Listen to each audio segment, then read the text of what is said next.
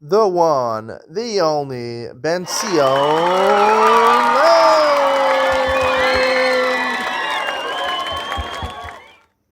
Good evening and welcome to Yeshiva YouTube Daily Double. Tonight we're doing Mesechus Pesachim.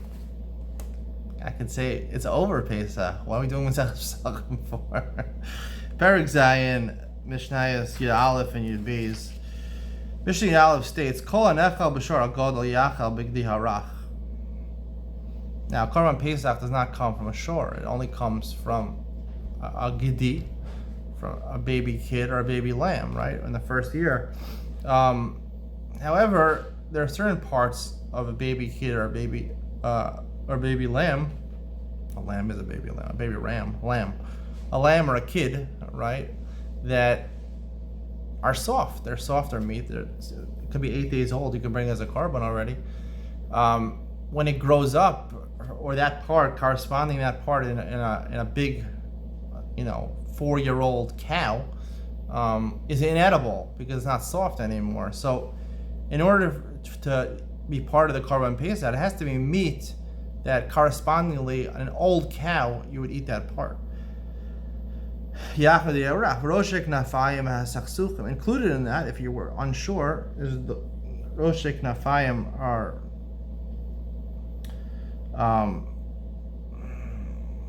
really, it's basically the shoulders of the animal. Chsuchim are even parts of the ears, the ear lobes. Those are things which are concluded.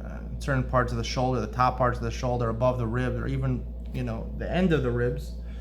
Even though those are considered edible, even though they're not the most expensive cuts of meat, they're edible in a big cow. So therefore, you can use it for meat as a korban pesach. Hashover as atzem pesach haTorah is a loke arboim. One of the isurim in the Torah, the 613 mitzvahs, is that the korban pesach you're not allowed to break the bones. Other korbanos there's no issue to break the bones, but a korban pesach you're not allowed to break the bones as long as it's Torah, it's edible, and you get malchus for it. Oh, moser b'Torah. However, if you do nosar, which is basically you leave over the korban pesach till the morning, you're only allowed to eat it until the morning. One opinion says only till chatzos.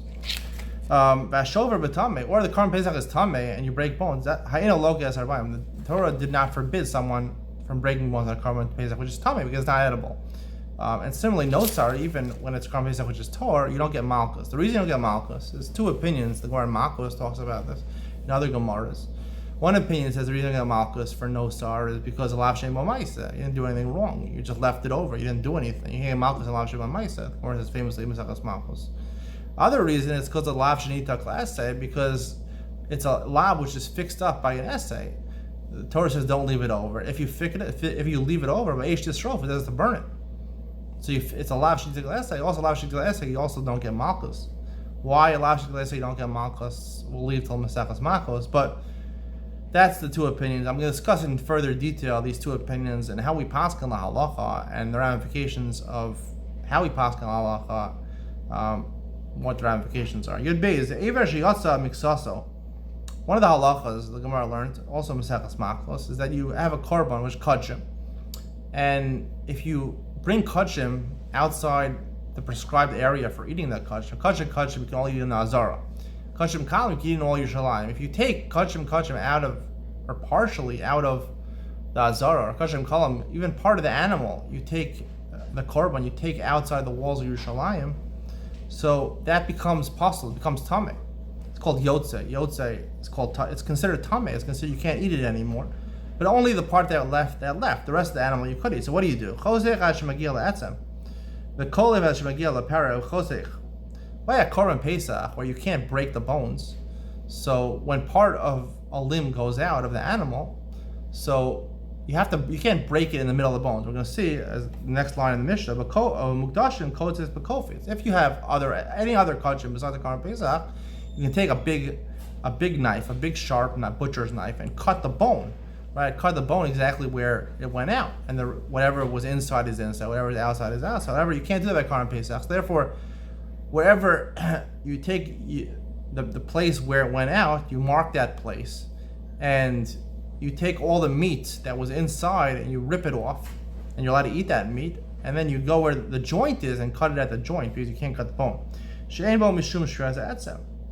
because the other Mukdashim don't have Shiras Etzem, which a Karban Pesach is a Sahara, not to break the bones of Karban Pesach.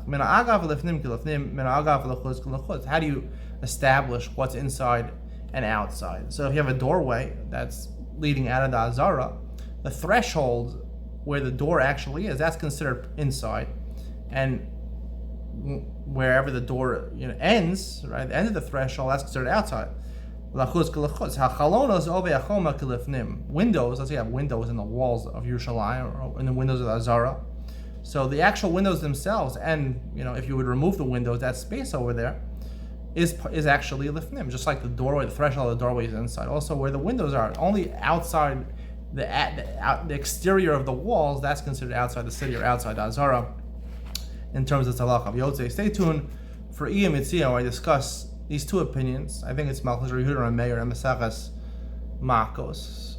What's the reason Nosar, right? It talks about Nosar by Karban Pesach. What's the reason Nosar you don't get Malchus? There's two different reasons. I'll explain the difference between those two different reasons. Iyam Yitzio coming up next.